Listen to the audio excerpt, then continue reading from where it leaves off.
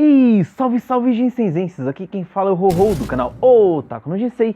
Sejam muito bem-vindos às impressões finais de Shingeki no Kyojin, o anime que terminou de forma maravilhosa. Nossa, que final, delícia. Vamos lá.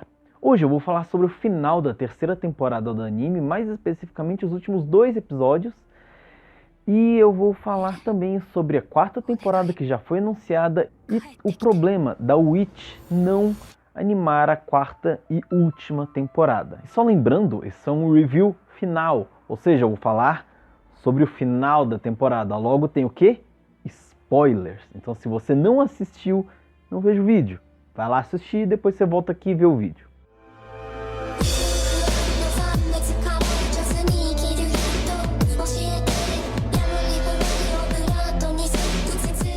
Essa terceira temporada pra mim foi muito superior às outras 2. E isso eu tô colocando como um inteiro, beleza? A primeira parte da terceira temporada foi muito boa, apesar do pessoal não ter curtido porque ela tinha muita conversa. Então assim, diferente do que a maioria das pessoas pensam, eu gostei da primeira parte da terceira temporada e gostei da segunda parte da terceira temporada. As duas tiveram um ponto expositivo muito grande, as duas tiveram ação, mas, mais importante, as duas nos trouxeram muitas perguntas novas. Então vamos lá. Esses últimos 3 episódios foram basicamente só flashbacks, memórias do Grisha, memórias do Kuruja, que é um cara da rebelião, e toda a história de onde vieram os titãs e basicamente a explicação de aonde eles estão e por que eles estão nesse local. Então assim, primeira coisa, eu não concordo com o Grisha, tá? Eu acho o Grisha um bosta. Essa é a grande real da história. Porque é o seguinte, primeiro, não existe lado certo nessa história. A Ymir não tinha que ter vendido a porra da alma pro demônio pra ganhar poder de titã. Já tá errado, porque ela tava se achando melhor. Não explicou exatamente o que aconteceu, quais as motivações da Ymir Fritz pra querer pegar o poder de titã pra dominar todo o resto da humanidade. Tipo, a princípio ela só se achava melhor. Foi o que eles deixaram explícito nos episódios 9 e 10, 9 e 8. E ela iniciou uma rebelião, né? Ela teve aí seus descendentes e tal, iniciou uma rebelião e após a morte dela, a alma dela foi dividida entre 9 titãs primordiais ou primários ou iniciais ou como você quiser chamar aí. E nisso surgiram os titãs especiais, os titãs que têm consciência, os titãs que têm alguma diferença ou algum poder especial louco que os outros não têm. E nisso começou uma guerra que durou, se eu não me engano, 800 ou 1000 anos e acabou que o reino de Marley, né, os humanos, o lado humano, conseguiu ganhar a guerra. É aquela parada, é como eu falei antes, os titãs, o lado dos titãs, o lado dos Eldianos, simplesmente queriam mandar em tudo, eles queriam dominar a porra toda. Assim, eles se achavam melhor e tal, e falaram, a gente vai matar todo mundo que não é titã, que não tem sangue titã. É basicamente isso que eles queriam. Aí tem alguns contrapontos. Por exemplo, o Grisha encontrou alguns livros antigos dos Eldianos que falava que não, na verdade os Eldianos eles criaram tecnologias maravilhosas e avançadíssimas e que na verdade os Marlianos é que estavam querendo ferrar todo mundo. Mas quem vendeu a alma pro demônio não foram os Marlianos para poder dominar os outros porque se achava melhor. Mas beleza. E de qualquer forma, quando perguntam pro Grisha, é isso mesmo que está escrito no livro? O Grisha fala, é mais ou menos, né? É o que eu interpretei. Ou seja, é o que ele acha que é. Ele não era um estudioso da língua, ele não manjava da língua dos Eldianos, ele simplesmente olhou lá a figurinha, interpretou que porra, esses caras aí estavam realmente querendo fazer um mundo melhor. Só que só para titãs, mas era um mundo melhor. E aí os malditos humanos não curtiram a ideia, né, de serem eliminados da face da Terra. E aí resolveram se defender. Foi basicamente mais ou menos por aí que eu vi essa história. O Grisha, ele é completamente usado pelo Kuruja, completamente usado, e cai que nem um carneirinho no plano do Kuruja. E aí, um outro ponto que eu quero chegar, um ponto que eu quero me aprofundar um pouco mais, é sobre a história do Coruja ter memórias do Eren, que são do futuro? Bom, a gente já sabe que os titãs, né, o possuidor do poder do titã, consegue lembrar de coisas de quem possuiu antes, mas ele consegue ver também memórias de quem ainda vai ter o poder? Ou seja, o Eren pode simplesmente se esforçar o suficiente e ver as memórias daqui a 5 milhões de anos para frente, de quem tiver com o titã de ataque, que é o titã dele. Porque pelo que ficou claro, o poder não vai sumir. Mesmo se o titã não for comido por outro titã, ele vai passar de alguma forma para outra pessoa que seja do sangue do clã dos Eldians, dos Eldianos. Então era simplesmente pegar a memória do último titã lá para frente, para o futuro, e ver como é que a humanidade vai acabar, ou como é que o planeta vai ser explodido em trilhões de pedacinhos. O que eu acho, o ponto que a gente chegou, é que na verdade aquelas memórias simplesmente nunca existiram. Na verdade, as memórias que o Eren está tendo, os flashbacks que o Eren está tendo do Grisha e do Coruja, são flashbacks, são memórias, só que tá interposta com as memórias do próprio Eren. Então tá tudo misturando e virando uma bagunça, uma salada mista. Ele não consegue diferenciar o que é memória dele e o que é memória do Coruja.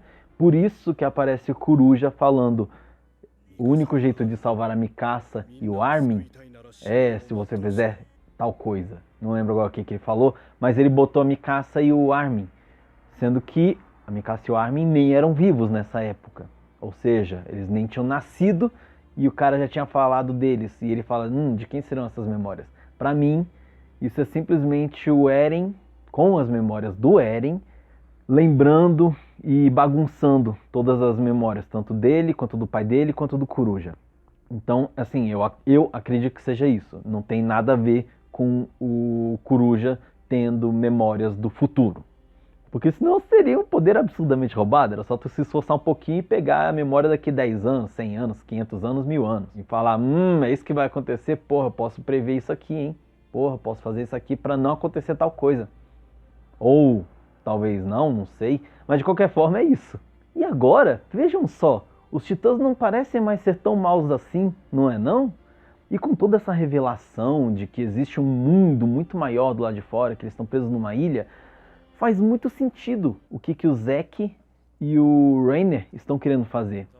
Eles querem pegar o poder das coordenadas para poder lutar contra o exército de Marley, poder controlar os titãs e derrotar os Marlianos e liberar o povo deles, ou não.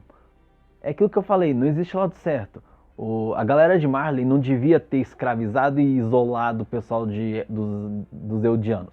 Era simplesmente ter falado, beleza, a gente ganhou a guerra, vocês vão ter algumas restrições durante um tempo, que nem aconteceu na Segunda Guerra Mundial, saca? Os japoneses só puderam ter exército, acho que a partir de 2016, algo assim, porque eles perderam a Segunda Guerra Mundial e essa foi uma sanção colocada contra o Japão. Não podia ter exército. Então era simplesmente isso. Colocava algumas sanções, separava, não precisa morar junto, não precisa ser a mesma civilização. O Eldiano vai pro canto deles lá, vão ser felizes, e os Marlianos ficam no canto deles. Não precisava ficar nessa coisa de Auschwitz e eles sendo controlados o tempo todo. Não, cara, terminou a guerra, ganhou, beleza, parabéns, você ganhou, separa. Fala que, velho, se vocês fizerem merda, a gente vai voltar e vai sentar porrada de novo. Então, fica de boas. Tipo, não precisa querer dominar a porra do mundo. É aquilo que eu falei. Os Marlianos fizeram merda, os Eldianos fizeram merda. E duas merdas não fazem um acerto, tá? E até agora, a pessoa mais sensata que eu vi nessa porra toda foi o rei de Eldia, que falou, não, a gente vai pra uma ilha separada e vamos viver em paz lá e acabou. Vocês não perturbam a gente fica de boas e é nóis. Mas os Marlianos falaram, não, foda-se, a gente vai começar a botar um monte de titã aí querendo foder com vocês porque a gente é retardado. Ou seja, é sempre um motivo passional. Tudo nesse anime é movido por emoções. E com toda essa miscelânea de acontecimentos dos últimos 2 episódios, que foi uma bagunça de informações, nós tivemos um único contraponto a todas essas ideias passionais e que era a única ideia racional do grupo, era a única pessoa racional. Principalmente o Ruivinho, que estava na cerimônia para comemorar os sobreviventes da invasão lá, da retomada da muralha, Esse ruivinho serve basicamente para nos apontar todos os erros cometidos pelos personagens durante essa terceira temporada.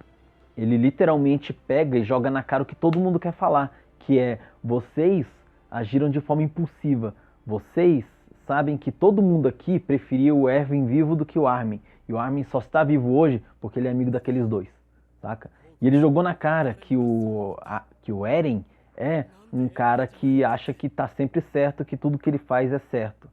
Então, assim, ele foi uma dura crítica às decisões dos personagens. Assim, eu gostei muito desse ponto forte dele.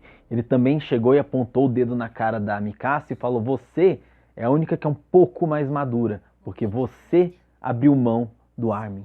A Mikasa, no caso, foi a única que falou: não, realmente é melhor o Erwin.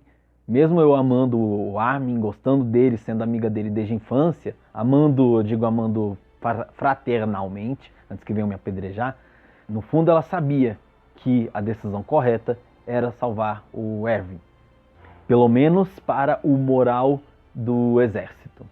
E é claro que nessa discussão o clima ficou bem pesado, ele realmente apontou o dedo na cara de todo mundo e falou os erros de todo mundo lá na cerimônia, antes da cerimônia no caso, né? E também teve aquela parte que eu achei meio desnecessária, dele falando com a Hit, que é a loirinha da polícia militar, que era do grupo do Marlo, e o Marlo morreu, né? E o Ruivinho chega e aponta pra cara dela: o Marlo realmente lutou até o fim bravamente, mas ele se arrependeu no final. Saca, foi muito desnecessário isso, velho. Foi, tipo, literalmente botar todo o peso nas costas da mina, saca? Então, assim, foi pesado. Ele mandou bem em alguns aspectos, mas ele mandou mal pra caralho em outros aspectos. Eu acho que ele podia ter ficado mais de boinhas nesse aspecto, nesse ponto. Ele não precisava ter enfiado o pé na boca da mina. E após isso, rolou a cerimônia, a história começou a entregar as medalhas, né, de honra ao mérito para todos os que sobreviveram e tudo mais, né, os heróis de batalha. E quando ela estava entregando pro Eren, eu não sei se aquilo lá é o poder das coordenadas que ativou, alguma coisa, algum poder do Titã que ativou, porque ele basicamente lembrou do Grisha, tentando pedir para a família real não deixar a merda acontecer, não deixar os Titãs invadirem e tal, e salvarem, né, a cidade. E no momento da cerimônia, a gente percebe que o Eren ele já mudou bastante. O Eren que a gente conhecia lá no nosso passado, lá nas primeiras temporadas, não é mais nem de perto o Eren que a gente tem hoje. E isso é uma parte interessante da história, ver como o personagem vai se moldando a partir das coisas que vão acontecendo com ele, como ele vai tomando porrada e ele vai se moldando em cima desse cenário novo. Você pode ver que no início ele falava: eu vou matar todos os titãs do planeta. E agora ele já não está mais com esse mesmo pensamento. Lá no finalzinho do último episódio, eles cruzam com um titã deformado, um titã que não é normal, perfeito, e esse titã está se arrastando em direção às muralhas. E ele não mata esse titã, sendo que antes ele disse que iria matar todos os titãs, porque agora ele sabe que os titãs não são os inimigos dele, mas sim os compatriotas dele. Eles inclusive deixaram o cabelo dele crescer um pouco para ressaltar que passou um ano inteiro, desde que eles entraram no porão do Eren, até a retomada completa de Trost, acho que é Trost, e da Muralha Maria. Então isso nos dá uma boa noção de como as informações novas e como a história está mudando o personagem, né? Como o personagem não é a mesma coisa desde o início. E isso é um bom desenvolvimento de personagem. Ele é a soma de todos os acontecimentos que aconteceram durante a história e do seu passado e dos seus ancestrais. E, ao fim do episódio, eles finalmente chegaram na praia, confirmaram o que eles já sabiam. E é engraçado ver como todo mundo da equipe ficou embasbacado e mesmerizado com o oceano, que foi uma tomada maravilhosa. Inclusive, eu já tinha lido isso, o criador original tinha pedido para eles colocarem muito detalhe na cena final, na cena do oceano, porque ela era muito emblemática, ela era muito importante. Então, assim, eles realmente conseguiram fazer um trabalho fenomenal, um trabalho sensacional com com a última cena, com a cena deles chegando no oceano. Inclusive o brilho, a câmera e o enquadramento das cenas no oceano, se tu perceber, são muito mais claras, são muito mais vibrantes e brilhantes. Eles realmente fazem uma grande diferenciação. Tu pode ver que no início do último episódio e no final do mesmo episódio, parece duas animações completamente diferentes, porque eles realmente colocaram tudo que eles tinham naquele final para engrandecer, para melhorar, para deixar mais bonito visualmente. E, consequentemente, mais emocionante, como um grande desfecho. E bem, todo mundo estava mesmerizado com o tamanho infinito do oceano, menos quem? O Eren. Porque, primeiro, todo mundo vê aquilo como novas oportunidades, novos horizontes e tudo mais. O Eren, como ele já viu nas memórias do pai dele, ele sabe que, aquele lugar lá é só um lugar para desova, literalmente, de gente. E dois, ele sabe o que tem do outro lado do oceano.